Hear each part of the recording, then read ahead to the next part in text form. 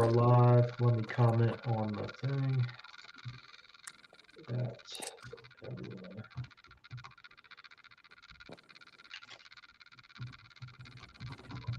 All right. So everybody should know now. Okay, so back again, as always, sponsored by Ian Huss, your local mortgage guy. Flyers here. Give him a call, 937-609-8092. Ian's a good guy. Feel free to reach out. All right. So the first thing we're going to discuss is the Bash for Cash. And we have the winner, back-to-back winner, right? If it's the same one, I don't know how the bash was. It the U-Trip Bash last year that we won? I can't remember. Well, we'll count it the same because I think we only played one last year too, right? Yeah. The other one got pushed back to like the middle of the season, is what it was. That's right. Yep. So we'll call it back to back. Back to back. Jimmy Warren, NorthBrook's own. Do we need to explain Northbrook to anybody? If you don't know about Northbrook, then I guess you're kind of out of the loop because the brook is the brook. If you're Cincinnati, then you kind of know Northbrook. It's a proud area. Yeah, once a brooker, always a brooker. That's for sure. Proud area. A lot of good athletes come out from the brook, right? A lot of good things come out of the brook, that's for sure. They used to, not so much anymore, but some good things, some bad things. Still got to rep the brook, that's for sure. All right, so I'll pull up the bracket. So you guys come back, double dip, Tiger Fitness to win the C back-to-back years.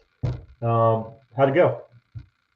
I mean, you know how it is when it's cold out. You gotta use your home runs wisely. I mean, the ball's flying. You have to definitely get on top early. I mean, that's what it's all about, and that's what they did to us game one. They come out. I mean, we were down 17, I think it was at one point, early, like second, third inning something, and we had to use all of our home runs to catch up, but they used all theirs to get ahead. So, but playing catch up, using all of your home runs, a lot different than using an accidental 2-run here and there. So they took the early lead on us in game one, and then we battled back. I think we made it within like 5 or something, but once they got on and it's cold, man, you gotta put up practically 30 runs to win a game when it's below 50 degrees. I see that. Yeah, I see you guys had to put up. It was 30 in the first game, then you guys scored 30 the second, and then I can't quite see the third here, 27. So it looks like they kind of peter out towards the end there. So yeah, I mean, you know how it is sitting when it's super cold out. It's we jumped on them that first game real big in the championship, and they actually fought back. So we thought that the second game was going to be a lot more scrappy, but again, we got on top early. We used our home runs wisely, and we just never looked back. So when a team comes out and puts up 20 runs in a couple innings, it's a little heartbreaking. Can be, for sure. How'd the fields look? I was obviously not there. So this in the morning we had the 8 a.m. game, and about third inning or so, I'd say second inning, fog rolled through and put everybody on a delay. So that was fields weren't terrible. I mean, they were wet, but I've played in much worse conditions in the Bash. That's for sure. Yeah, so, field one's usually pretty decent. I don't know how 4 look. Was that looking okay? To be honest with you, I didn't even make my way over there at all. I was when I wasn't playing, I was chasing the kid. New strategy this year. keep me loose instead of sitting around. Gotcha. How'd you guys look? How'd your team look? Well, I first off wanted to thank you for the whole Drew and Doug. Those are my friends now. And, okay. Yeah, good dudes. Good dudes. One man's trash, another man's treasure.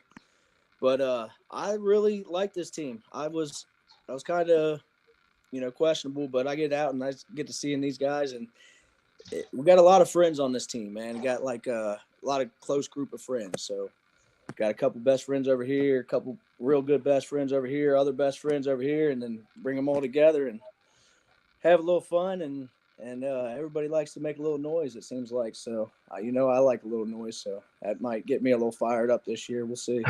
Yeah, so Doug and Drew are definitely that way. And I don't know why, but when they played for me, they kind of kept that in a little bit. And They're the new guys. They kept saying, well, Doug kept saying he's the new guy and didn't know what he could do. And I showed him this real long leash, and it was like wrapped around the whole park a couple times. I was like, that's your leash, bud. Like, run free, do what you got to do. Just get me fired up. So they definitely did that, and I like the way we look this year. So I'm hoping that we can get a couple more C teams and other tournaments and whatnot, but you got to play what's out there. So you had Drew playing middle, I heard? Drew did wind up in the middle. Yeah, Drew was a little bit of everywhere. He started in the outfield. Drew played second base. Drew was in the middle, and Drew was whacking it with his axe bat. That's for sure. He's very comfortable with that bat. So, yeah, his defense was. I mean, that's the thing with our team is we've got so many guys that can play so many different positions, and if everybody plays their cards right and is willing to be a team player, then no telling what can do. Because that's a few years back we had guys that could play multiple positions as well, and if everybody sticks together and does their part, I think that everything will be all right for us this year. Yep. So Drew's a pretty good infielder. Not many people know that. Years ago, I was talking about Brandon Marcus was playing middle. Drew was playing center. I talked about flipping them because Drew's he's not a big guy, but he's a bigger guy than Marcus, right? If you're running all day. He was so upset. He had his feelings hurt. I'm like, dude, I just think you're a good infielder, right? Let's flip it. Let the little guy run. Pissed. Rolled over. So it's all right. We'll leave it as it is. But yeah, I know he's a good infielder. Now I guess everybody else does too. Yeah, we found out this weekend. He said he played a little infield in college, and Dylan was actually looking up some outfield gloves when Drew came in because Dylan ended up getting injured, so he was playing middle for us. So yeah, he's got one of the best turns. He's got a really, really good turn. He's got some hands, that's for sure. Yeah. I wasn't expecting his hands to be as smooth as they were for an outfielder. Super smooth. He's got a good arm too. So okay. Yeah, we've got options, but I'm excited for this year.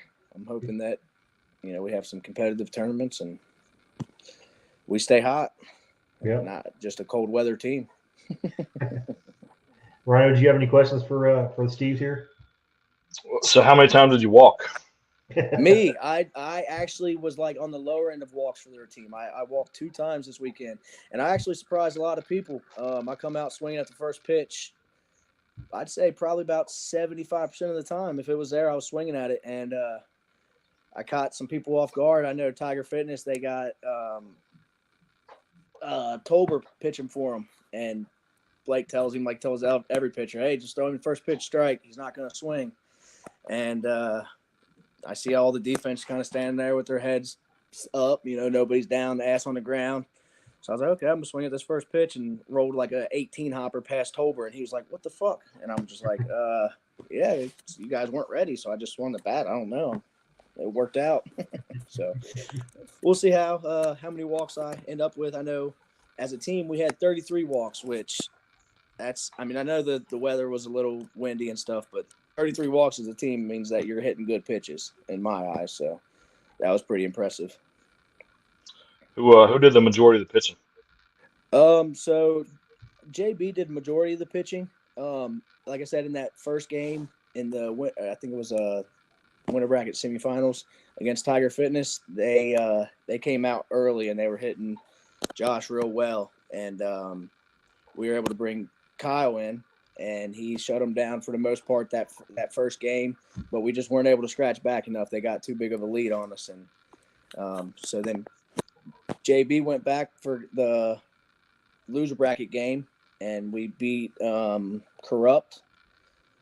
And those guys were a little upset with me, I guess. They didn't really know me, and they were thinking I was kind of being personal or something. I don't know. The shortstop was mad because he was telling me to go play shortstop, and I was like, buddy, I have a good shortstop. I don't want to play shortstop. I was like, but no, JB pitched against them, and then Kyle came back in the first game of the championship, and we got up on them early, and we just got lazy, so they just kind of kept scratching a little bit, made it the game, and then final game JB came back and pitched, but they split it for the most part.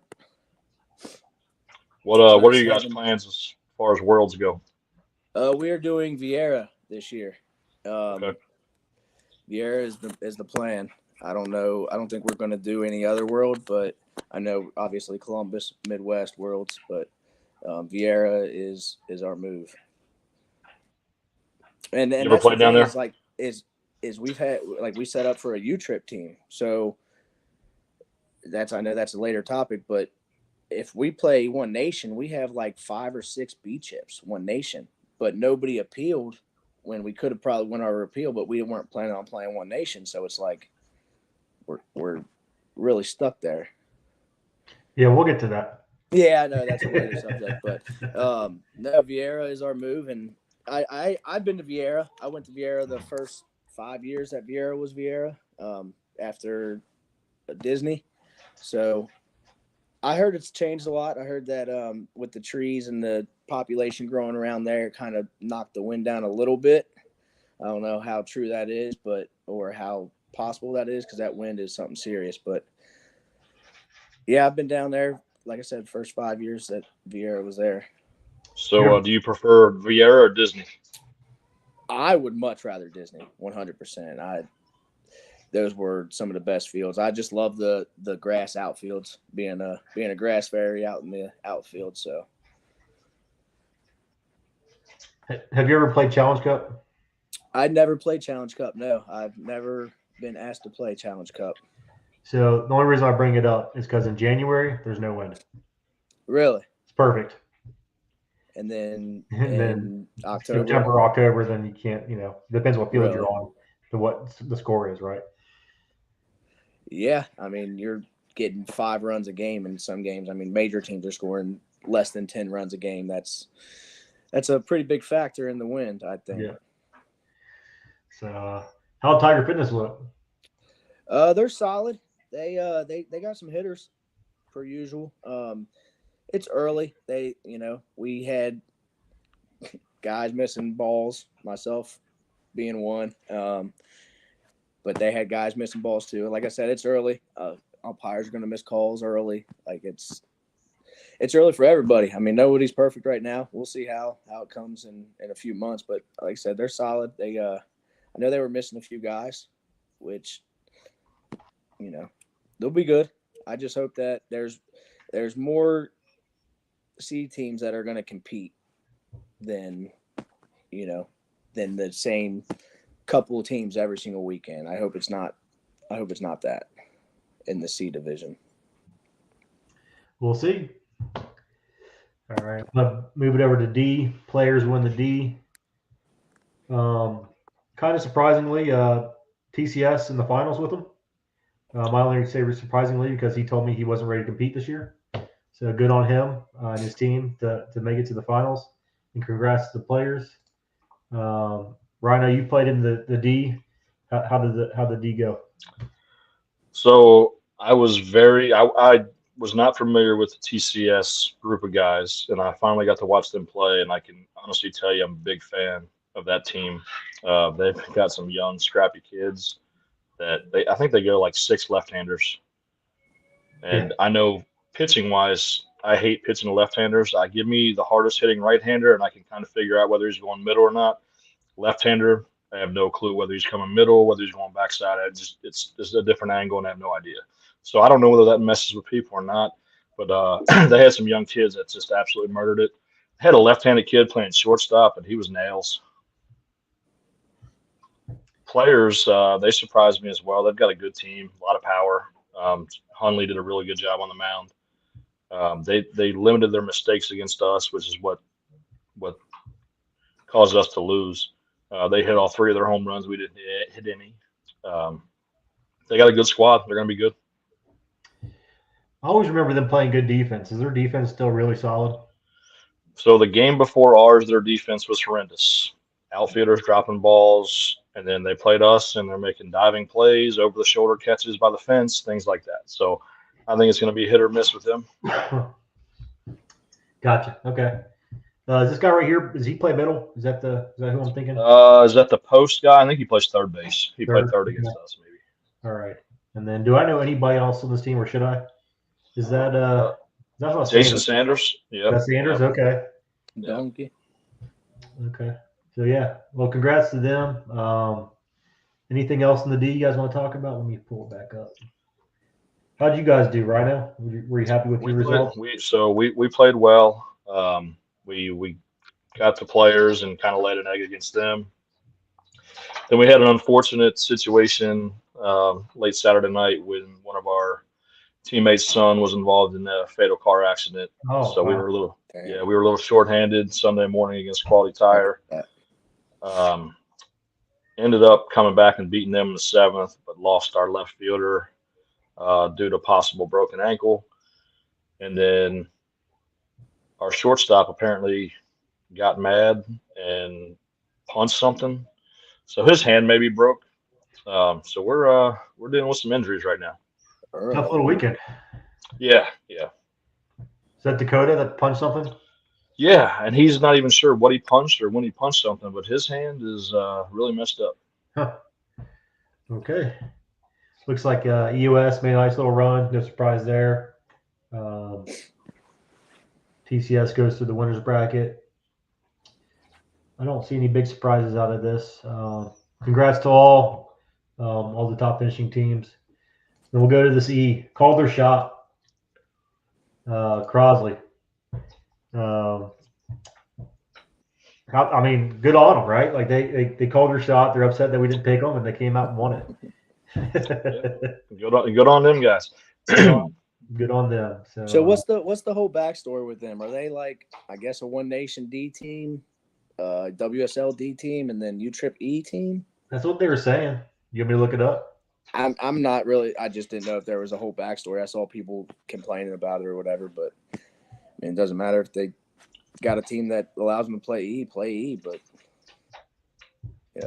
yeah, the whole Kentucky run in Ohio thing was a little far fetched, but we'll let that one slide. Yeah, I saw a couple innings of their stuff. I mean, they're a good E team. They're a good E team. Okay, Henny Gang was right there with them. No, I don't think they're sandbagging. I don't think there's any reason to bump them to D or anything like that. I don't know what they did in One Nation D. There's people that cry about a team every single year. Someone's got to be that team that people cry about. Well, here's the thing too. It's 45 degrees. Everybody hits the ball hard. Early. Yep. Yeah, he's funny like that because the home runs are such a big deal. They're still hitting in the house, right? Is that what the? Yes.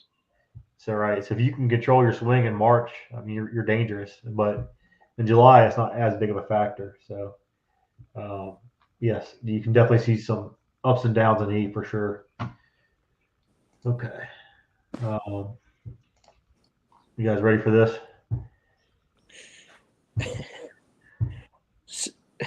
I'm ready. Go ahead.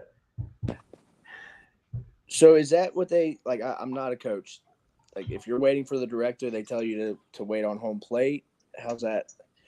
So let me tell you the story that I got. Okay. I was told, this is the story. In ground rules, the umpire warned them and said any bat flip is an out. Which he should have never said that. He messed up there. Apparently, guy gets a base hit and they're up 10 runs or 7 runs or whatever it is. Bat flips. Coach of the other team sees the bat flip, complains to the umpire. Umpire admits he sees it, gives the guy a warning again. Now, apparently, Susan was told to ask for a director. If the umpire refuses to get her a director, to stand on home plate until a director comes. So I've heard that from multiple people. The issue in this situation is there's no rule that states you can't bat flip. So this is a judgment call. This isn't a rule call. Right. So the umpire made a mistake by saying that he's going to enforce this made-up rule. Now, what he can do is if a guy bat flips and the umpire deems it a safety issue, he can toss the guy. It's not an out, but he can toss the guy because it's a safety issue. So that's the rule. But can't protest a judgment call because and you can't protest a made-up rule by the umpire. Good old bat flipping.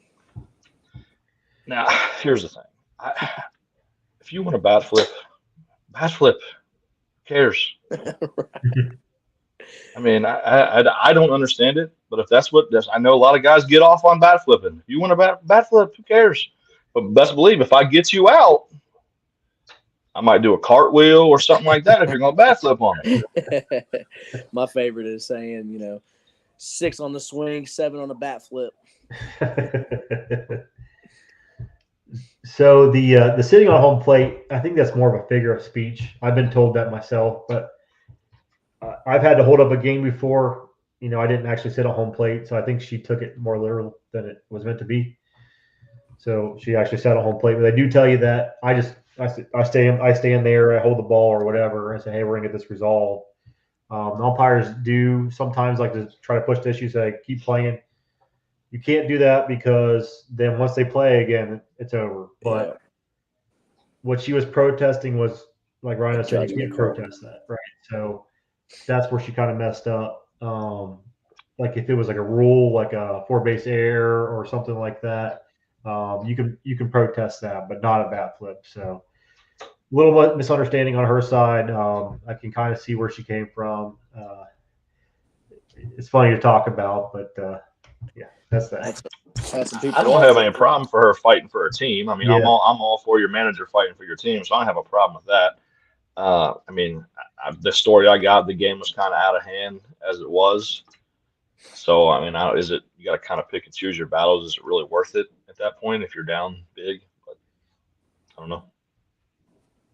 Just to get an out. I mean, I don't know. I think it was an ejection she was asking for as well. So that could have made a difference possibly. All right. Maybe trying to get the team flow, get going again. Yep. So, all right, let's talk about this, the One Nation business. So I kind of said my piece the day after our podcast and gave my 2 cents on it. Where are you guys at on One Nation? Go ahead, Rob. Go ahead, Jimmy. No, you want me to go first? All right. So not many people know this story. So I try to be as respectful as possible. I wasn't back in my younger days, so I can't get mad at people, these young kids, when they're disrespectful. I was the same way. But now that I'm older, I try to be as respectful as possible, and I try not to do people wrong. And if you ask me to help you or something, I try to do my best to get it for you and give you an explanation if I can't do it. So about 8 years ago, we're playing in the Mojo. We're under Dark Horse. Play Friday. We're 3-0. We don't play Saturday until 3 p.m. So all but 2 guys go home, 2 guys stay up in Columbus. We're playing the next day. Who do you think's late to the game? 2 guys that stayed in Columbus. So we're playing game 4. We're still winning the game. We're up like 15-2. We've got our first baseman playing left field. My DHH is late and my left fielder's late. But we're managing. We're winning the game. The other team starts hitting pretty well, and I want to say it's like 15-10. Now, granted, remember, our left fielder is our first baseman, so he's having a rough time out there. Grass is choppy, so any ball that gets through hit the 6 hole is bouncing up, hitting him in the chest, one hit him in the nose. So he's out there pissed because he's not supposed to be out there. Other 2 guys finally show up, so we switch him. Well, the guy goes in the dugout to get his first baseman's glove, throws his glove, looks to 2 guys that are late, says, if you motherfuckers would get here on time, this shit wouldn't have to happen. Next thing I know, these 2 guys fist fighting in the dugout. Now, it's the 2 biggest, baddest dudes on our team. So we weren't rushing in there to kind of get involved. It lasted about 20 seconds. It was over with, pulled them off. Umpire says, game over, fighting. What? We didn't fight the other team. We didn't shit talk the other team. These 2 idiots fought each other. In the dugout. Umpire, in the dugout, not even on the field, in the dugout. Umpire forfeits the game. Then Cliff decides not only is the game forfeited, he kicks us out of the tournament. Wow. So we're undefeated, winning the game, and get kicked out of the tournament because 2 guys on our own team got in a fist fight. Now, when I tried to approach Cliff, and I didn't raise my voice or yell and scream, I tried to approach him and ask him for an explanation. And this man just completely big-time me, acted like he didn't owe me an explanation for anything. We're a little old D team. He doesn't give a shit. We're gone. If we don't come back, we don't come back. It's not a big deal to him. So I took that personally. I hold a grudge probably longer than anybody, and I'm petty. So I had made it a point. I'm not going to give that man any of my money. If you want me to play One Nation, I made somebody else pay my $25 sanction fee when we played One Nation one year. When I go to Burliner, I don't buy anything at the concession stand. I pay my $5 to get in, and then I'm gone. I'll pack my sandwiches in the cooler and things like that. So it is what it is for me. Now, as far as the rules go for One Nation, I love the fact that you get a runner for the pitcher. I think all associations should do that. I disagree with the guest player scenario for One Nation. To me, a guest player should be somebody that is moving up to play a division. If Jimmy's not playing one weekend, Jimmy shouldn't get to go to play with Fly's guys because they're not playing and then go back to Steve's. I don't think that's what the guest player is intended for. But in One Nation, apparently you can do that with no penalty. All season long? Until up a certain date. Point? Yeah. So I disagree with that one. Also, let me ask you guys a question. Is it easier to sandbag if there's no penalty for hitting a home run other than an out, or if it's inning ending? It's easier if there's no penalty besides an out. So now in the D, there's no inning ending out. So it's easier for these C teams to come down and play D because they can still free swing at all time. There's no penalty. Where you miss hit one when you're out of home runs and there's no outs, that inning's over with. But now you get 3 more chances at it. I don't, as a pitcher and a defensive-minded player, to me, you're putting me at a disadvantage. So I'm kind of in the minority where the rules that everybody else likes, I kind of disagree with. But it is what it is. So One Nation is definitely not my favorite. I don't like the whole money scheme of it. Like you got to pay $25 just to register every single year, and then like this year I got asked to play in the Mojo, and I'm a B chip One Nation, which I've never won anything One Nation, but I did play B One Nation. So this year I should have won my appeal, but since I have a newborn, I wasn't going to play in the Mojo, so I didn't send in my appeal. But I could not appeal without sending in my $25 player fee or whatever it was. So I'm like, so I don't even know if I'd be able to play or not, but I still have to pay my $25. So I just see the whole money grab thing coming out of the One Nation. And I like the fact that they do have more teams. I mean, if they're going to come down here and bring 15 teams with them, so be it. But at least give us a heads up so that way we can send our appeals in. You know, like I said, we have 5 B chips One Nation, 6 B chips One Nation, but One Nation's like the sandbagging thing where everybody plays down, but somehow we're all higher. So, like I said, I don't really care if they're going to bring more teams, and I get the whole. What MAB is going through and with U-Trip and all that, it's business. It is what it is.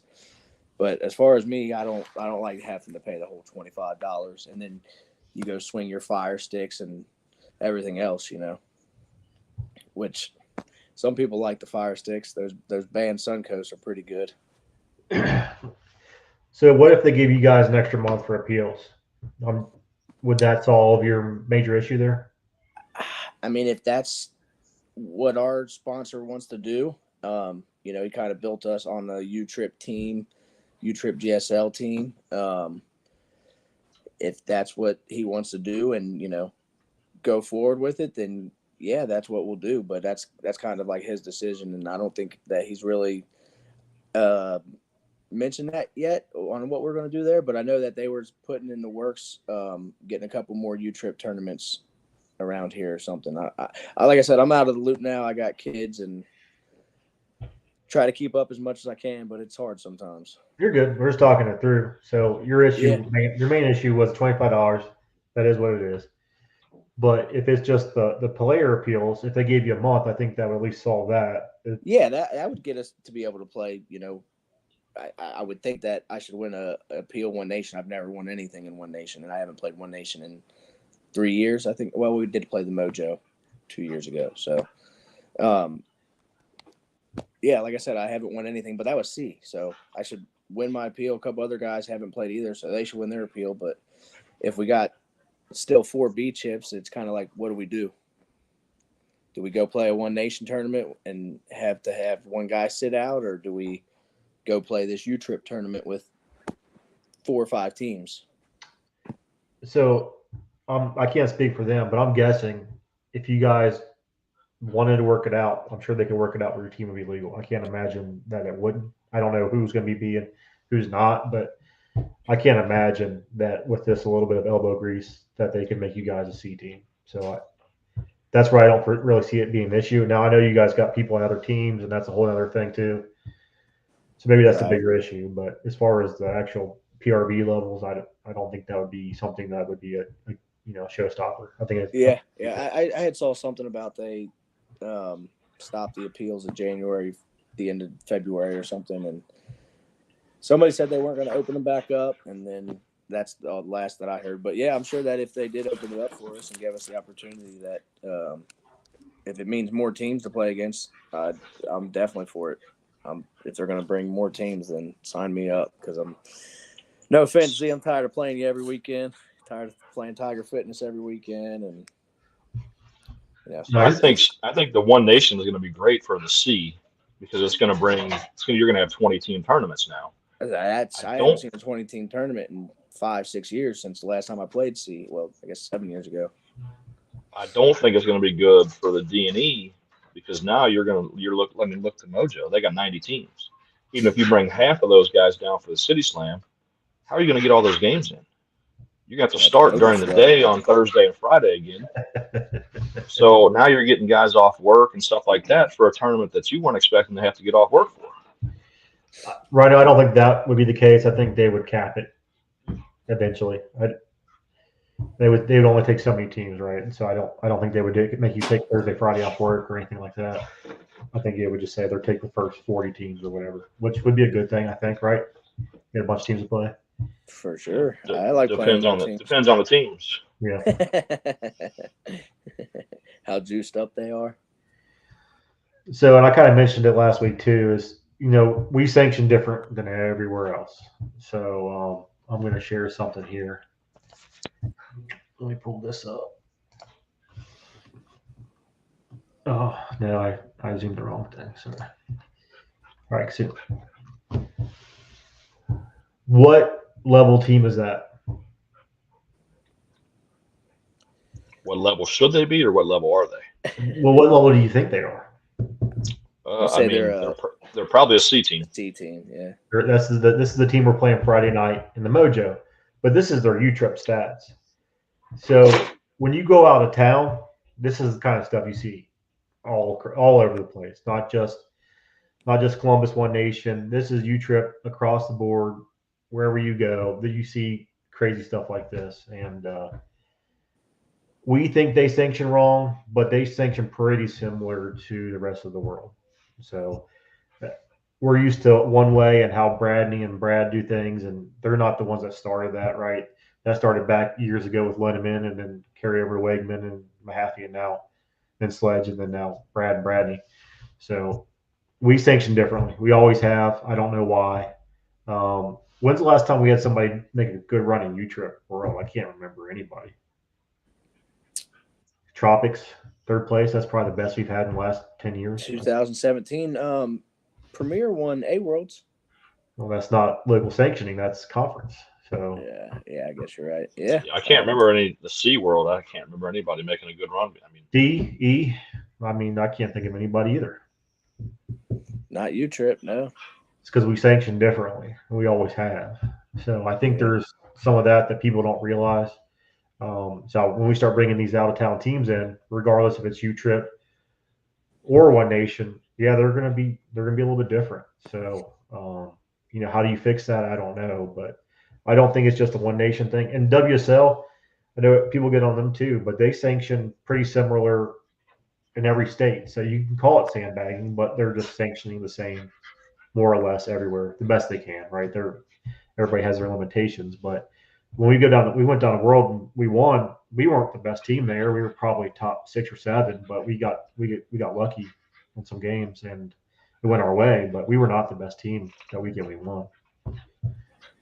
So it's just something to think about. Sorry that happened to you guys, Rhino. That does sound pretty shitty. I will admit that.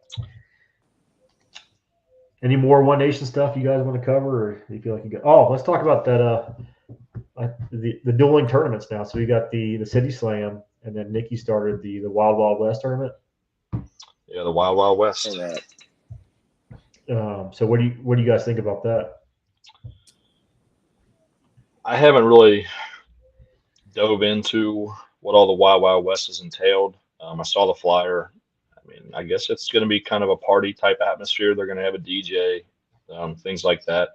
I mean, it's a good option for teams that aren't wanting to play One Nation. I think we'll get the same amount of teams that we were normally going to get in the City Slam if it was just the local event. And I still think the City Slam is going to get those teams from Columbus and Michigan and Indiana that are going to come down for the City Slam for One Nation. Hopefully that's the case. I think that we're going to do the Wild Wild West just because of the whole One Nation situation. I mean, we definitely had the City Slam on our roster or on our schedule. It'd be the first year I didn't play in the City Slam if that's the case, but we'll see. I mean, I like parties, so let's party. I like to party. So yeah, I think competition is a good thing overall. It just you take any economics, the first thing I tell you, competition is always best for the consumer. But this is maybe the one case where it's not, right? If we have two big tournaments on the same weekend, that's probably not what we would like, unfortunately. But I understand both sides of it, and I'm not sure which one my team is going to play in yet. I'm planning on City Slam, but we'll see how where all the teams are, and I'll figure it out from there. All right, Jimmy, you had a couple more topics you wanted to cover before you drop off. Soap. Gotta get the soap. Talk to soap. Gotta get the soap in the men's room. Bunch of grown men. I seen guys coming right out the stall. I mean, most people don't wash their hands anyway. As you're in the bathroom, you can see people walk past the sink all day long. But at least give them the opportunity to have some soap. The women's room had plenty of it, so if you need some, just go across the way. Was there a bunch of people in the women's room, or was it just you? No, I knocked and said, "Hey, man, coming in for some soap," and nobody hollered anything. So, I mean, I got a newborn, so I'm a germaphobe as it is. Yeah, I'm always a fist bump kind of guy. Yeah, but yeah, I think that's a little weird. A couple years ago, we couldn't even play softball, and now we don't even have any soap. So we gotta get to the bottom of the soap bandit. Who's taking all the soap? Maybe we'll have to bring our own. Sell it, maybe. I always have my own if you need some. I appreciate it. All right, all right. Then you want to talk some bats? Yeah, man. These bats, they're not lasting. I mean, I know everybody's probably having the same issue, but we got guys buying bats with no swings on them, and they're failing compression. And just seems like every manufacturer just kind of falling that way anymore. I haven't had a new DeMarini lately, but my old 240s, they were barely passing compression this weekend, which they were a little higher in the years past, but they're also my BP bats, so they're the original 240s. But the Easton, I swung it for 5 tournaments. That's no longer passing. Tony Brown had a monster this weekend.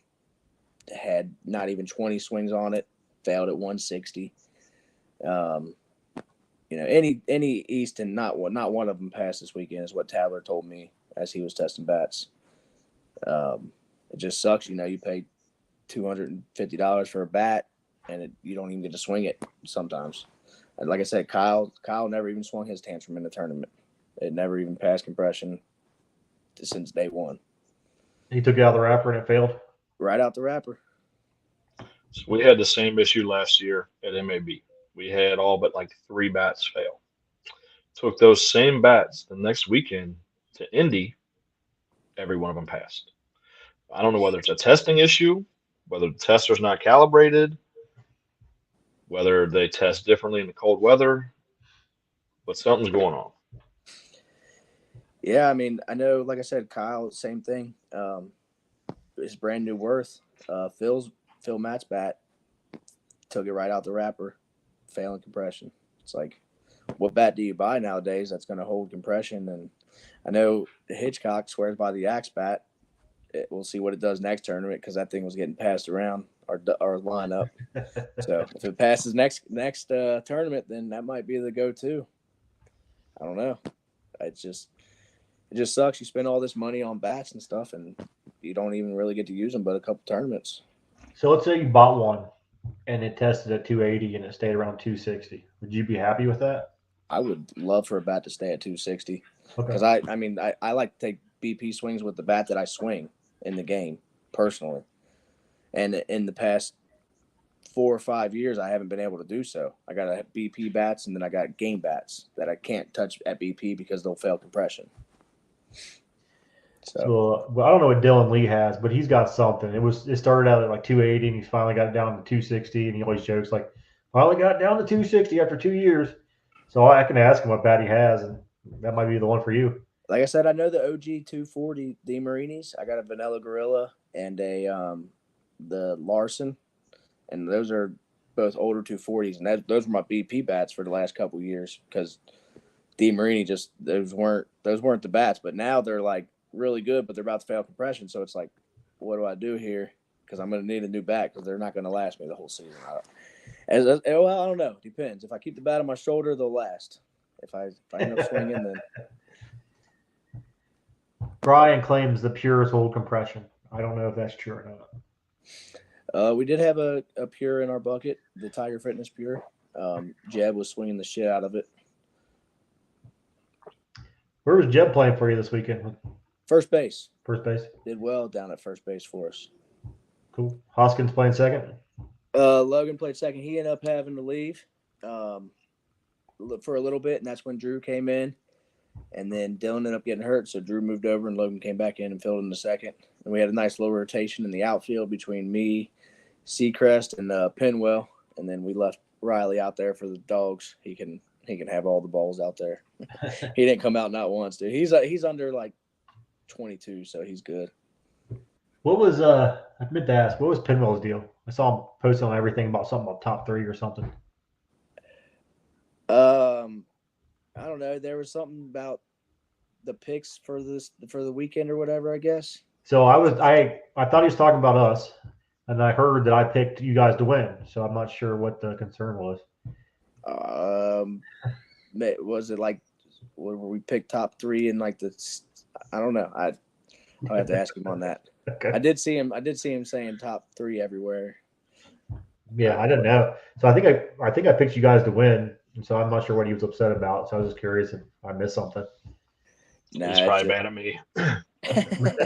that's just Penwell. Okay, cool. So yeah, that's all I have for you, Jimmy. Unless you want to talk about anything else. Nope. I hear some kids upstairs screaming for me, so I guess I got to get back to duties. Sounds good. Talk to you later. Yeah, we'll see you guys this year. Later, man. All right, you want to do your top 5? Yeah, we're gonna do top 5 sports movies of all time. Okay. I'll let you start with number 5. Yeah. Major League. Classic. Hilarious. I have a channel that just repeats 1, 2, and 3 over and over again. I just watch them sometimes. And 3 is not my favorite, but I'll still watch it every once in a while. Yeah, I'll watch Major League every time it comes on. 5 for me is Varsity Blues. Oh, that's a good one. Yeah. Whipped cream bikini. Yep, that's what I was thinking you were going to say. Number 4 for me is Longest Yard. Love me some Adam Sandler. Yep, look at that. I agree, Birchie.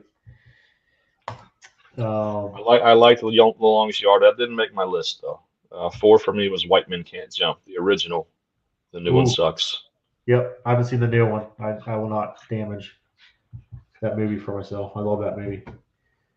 Number 3, Dodgeball. Another funny one. Good quotes. 3 for me is Tin Cup. Tin Cup. Okay. Yeah. Just keep. Was it the 9-iron or 7-iron? You kept whacking. 7-iron. Yeah, 7-iron. Never misses with the 7-iron. Always true with the 7. Number 2, Moneyball. This probably shouldn't surprise many people for me. Yeah, 2 for me was Major League. Major League. Okay. Birchie, I thought about that one. That was a childhood favorite of mine, Rookie of the Year. Number 1, Mighty Ducks. Number one for me is Happy Gilmore. Oh, that's a great one. Yep. Alrighty. Do you have anything about Mojo you want to discuss? It looks like it's a loaded field again. Yeah. A lot of teams. I see you guys got kind of a bad draw. Yeah, horrible. I mean, even if we lose, so it's a 3-game guarantee. We play killer teams no matter which way we go. So hopefully we win a few and have a good time, and hopefully I figure out this lineup a little bit. I've been looking at it all week to see what I want to do, and I think we play on the big field first. I've been debating 4-man versus 5. So You got everybody this weekend? yeah, I have everybody. That'll make for a fun weekend. Yeah. Yeah. So I guess I'm figuring to do. And then last but not least, we have Spring State, WSL. You guys aren't playing this, are you? We were going to, but the layout and stuff like that is going to be Saturday morning. So we just decided as a team to just sit this one out. Nasty boys in E. Yeah, they were in E last year. They got a good squad. They got some young kids that are figuring the game out. They're going to be a tough team. Oh, so you saw them play? They played last year. Last year. And I think towards the end of the year, they were able to pick up Jason Brown. And I want to say they might have been able to pick up Dustin this year, but I'm not sure. So this Outlaws Blue Chew team, one of their players I interviewed yesterday at my job, and he was like, "Do you know anything about tournament slow pitch softball?" And I said, "Yeah, I do." And I was thinking, apparently you don't, because I'm guessing you would know who I was, but he was new. Yeah, I think it was his first year, so I found it funny. Fly Boys are back. I remember them from years ago. Remember those guys? Yep. Tribe. I'm guessing this is Eads' team. Dark Horse. Yep. They're not in the rec, are they? They're in the rec. Eads is playing rec. Wow. Okay. Speed alone, he should be C, I think. Who? Eads. Yep. Speed Demon. Speed Demon. All right. So Eights. Who do you like to win this one? I'm gonna go with the Dirt Dogs. Dirt Dogs. Yeah. I will go with Eights. Eights to win the Spring State. So, anything else you want to cover today? No, man. Good luck up there in Columbus. If it wasn't March Madness, I'd probably go up there and watch some. But who you got winning it all for March Madness? So I went with Houston. I did too. I went with an all Big 12 Final Four. No, I'm sorry. I went Iowa State. You went Iowa State? Yeah, I have Houston, Iowa State in the finals for round 3. Yep. So good luck to all you gamblers. Good luck to everybody playing. We'll see you next week. Ryan, I'll talk to you soon. All right, buddy. Good luck. See you. See you.